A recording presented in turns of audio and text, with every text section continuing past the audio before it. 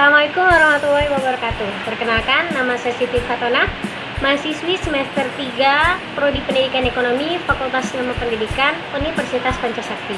Di sini saya akan memaparkan sedikit tentang ruang lingkup pemasaran, produk life cycle dan riset pemasaran. Tugas mata kuliah manajemen pemasaran dengan dosen pengampu Bapak Jonaldi Tanjung SEMM. Baik, langsung saja. Yang pertama yaitu ruang lingkup pemasaran. Dalam ruang lingkup pemasaran ada 6, yaitu yang pertama organisasi, yang kedua pasar, yang ketiga produk, yang keempat saluran, yang kelima pendekatan, penentuan harga, dan yang keenam atau yang terakhir promosi dan periklanan.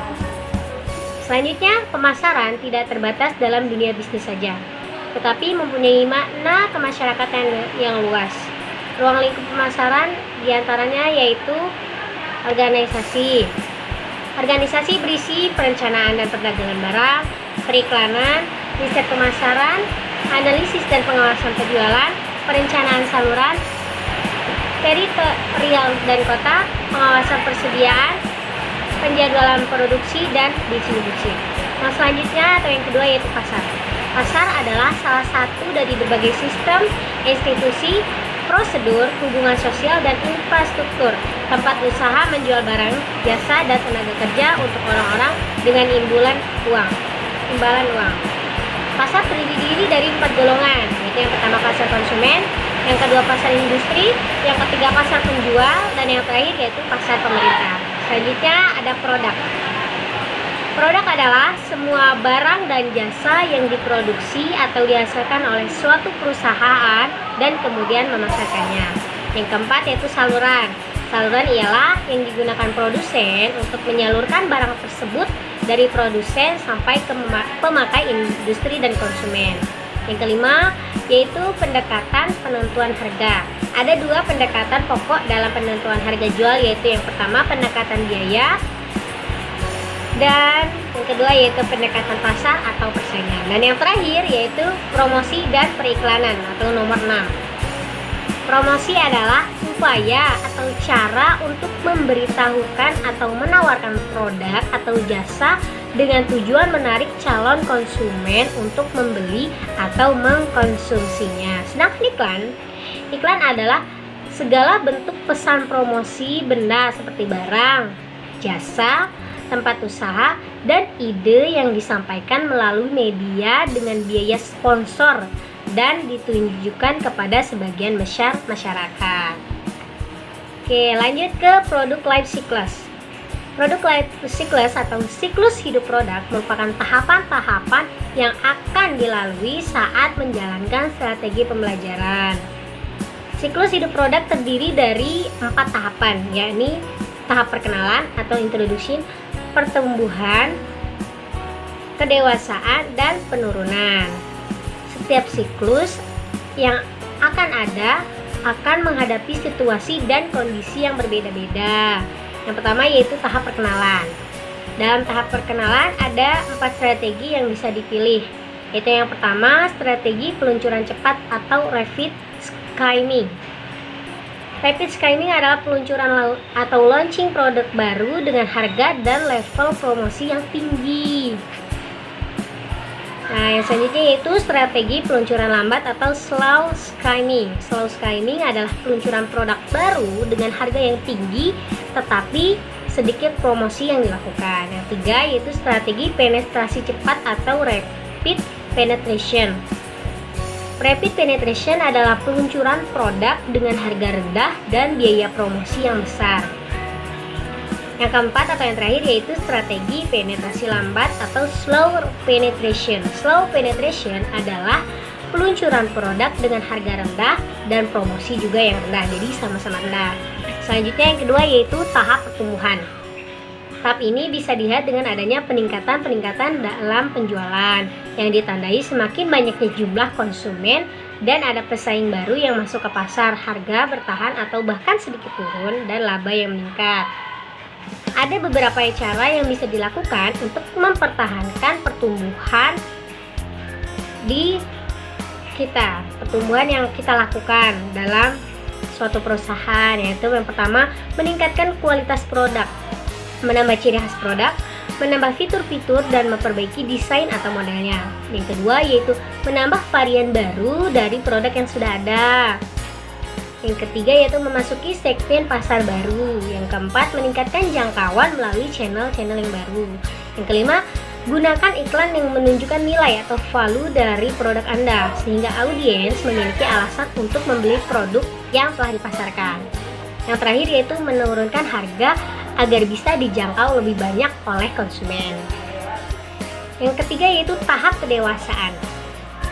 Tahap kedewasaan ditandai dengan tingkat penjualan yang melambat, stagnan atau bahkan menurun. Ada 3 fase dalam kedewasaan, yakni penjualan yang melambat, penjualan stabil, dan yang terakhir yaitu penjualan menurun. Cara terbaik untuk mempertahankan penjualan dalam tahap ini secara garis besar hampir sama dengan tahap pertumbuhan. Jika konsumen bosan dengan produk yang telah dipasarkan, apa yang perlu kita lakukan?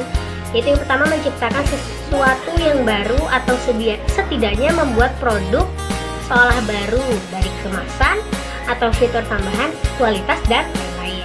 Yang terakhir yaitu tahap penurunan. Tahap ini adalah kondisi ketika mempertahankan produk Anda di pasar justru menjadi beban bagi perusahaan dan karyawan. Beberapa penyebabnya adalah alasan teknologi, pergeseran selera konsumen, dan meningkatnya persaingan. Selanjutnya yaitu bagian dari riset pemasaran. Yang pertama ada pengertian, yang kedua fungsi riset pemasaran, yang ketiga jenis riset pemasaran, yang keempat proses riset pemasaran, yang terakhir yaitu contoh riset pemasaran. Pengertian riset pemasaran menurut AMA. AMA adalah kependekan dari American Marketing Association. Menurut asosiasi marketing ini, pengertian riset pemasaran adalah sebagai berikut. Riset pemasaran adalah fungsi menghubungkan konsumen, pelanggan, dan masyarakat dengan pemasar melalui informasi-informasi yang digunakan untuk mengidentifikasi dan mendefinisikan peluang dan masalah pemasaran, menghasilkan, memperbaiki, dan mengevaluasi tindakan pemasar, memantau kinerja pemasaran, dan meningkatkan pemahaman pemasaran sebagai suatu proses.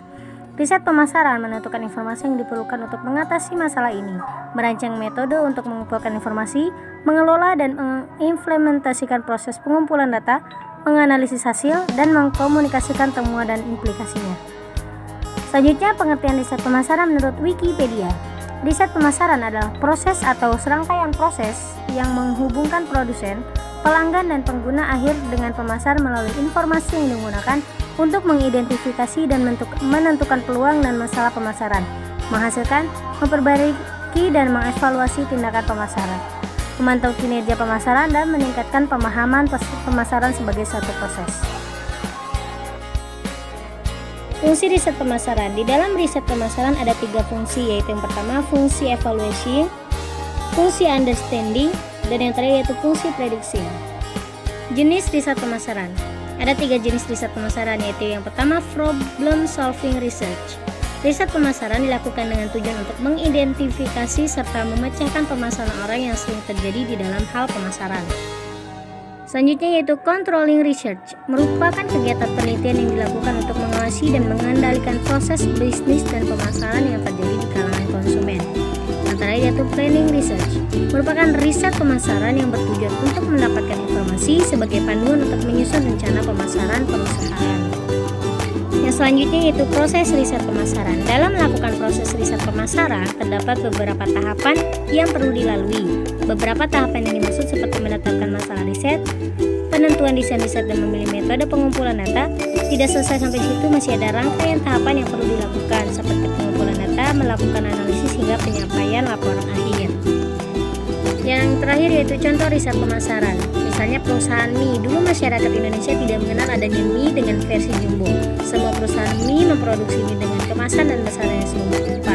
Namun kemudian muncullah ide untuk membuat mie dengan kemasan jumbo. Hal ini mungkin munculkan ada beberapa permintaan untuk kemasan mie yang lebih besar. Sampai pada tahap ini, perusahaan mie belum mengetahui dengan jelas beberapa besar ukuran market yang membutuhkan produk tersebut. Untuk itulah dilakukan riset pasar. Fungsinya untuk mengetahui seberapa besar permintaan masyarakat terhadap mie ukuran jumbo ini. Demikianlah yang dapat saya sampaikan. Kurang lebihnya saya mohon maaf. Saya akhiri. Wassalamualaikum warahmatullahi wabarakatuh.